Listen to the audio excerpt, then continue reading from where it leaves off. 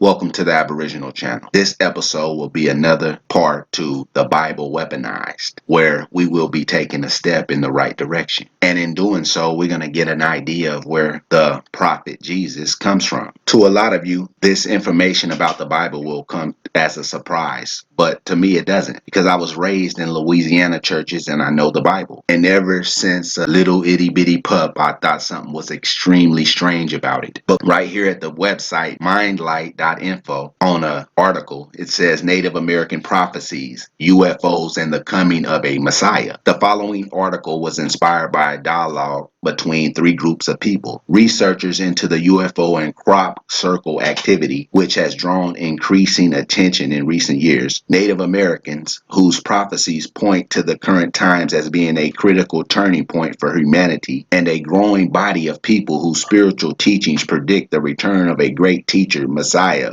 Buddha, elder, brother at this time. Here we attempt to correlate their ideas, postulating that there may be a unifying theme between them, and that many of the unexplainable phenomena that are now happening daily in our world, spontaneous healings, weeping and bleeding statues, miracle waters, milk drinking statues, visionary experiences, and extraterrestrial activity are signs that humankind is on the verge of a tremendous evolutionary advance, one that will be aided by the angels and guardians who some claim are always with us, protecting our earth and guiding our every step. First, we will discuss the ideas of some native leaders. Okay, it says native prophets of the Americas. It says until recent years, it has been a controversial step for native leaders to publish their prophecies, but many are now coming forward because the prophecies themselves contain a directive to go out and warn the world when certain signs appear. Signs such as the rain of fire and guard of ashes, atomic warfare, and the shaking of the earth, earthquakes, are seen as indications that it is time. There are parallel themes in many of the prophecies. 1. We are entering a time of purification and can expect to witness chaos and destruction in all the kingdoms of nature. It is a time for the reuniting of the races. Barriers of religion and nationality will begin to fall as all people realize their essential unity. 3. We must heal the damage done to Mother Earth,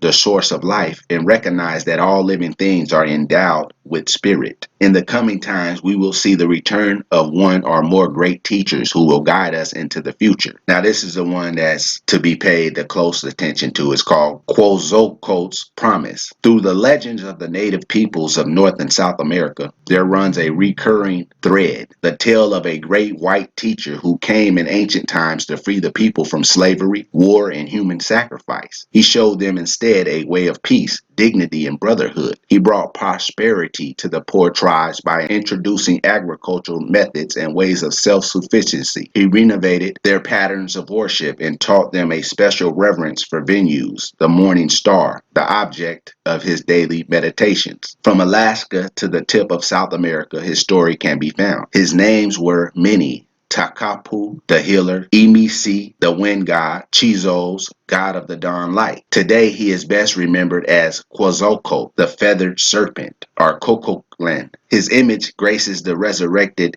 pyramids and temples throughout these lands. The prophet was bearded with long hair and wore white flowing robes. Whenever he went, he trained 12 disciples to carry on his work after his departure. Before he departed, he gave a prophecy that the cultures he had inspired would eventually fall to the tragedy of greed and war. The temples would be burned, the populations decimated. He warned his people to protect their sacred writings and promised that he would himself return to restore order and balance and to open again the pages of the ancient wisdom books. When he left, he traveled east, and it is from the east he promised to return.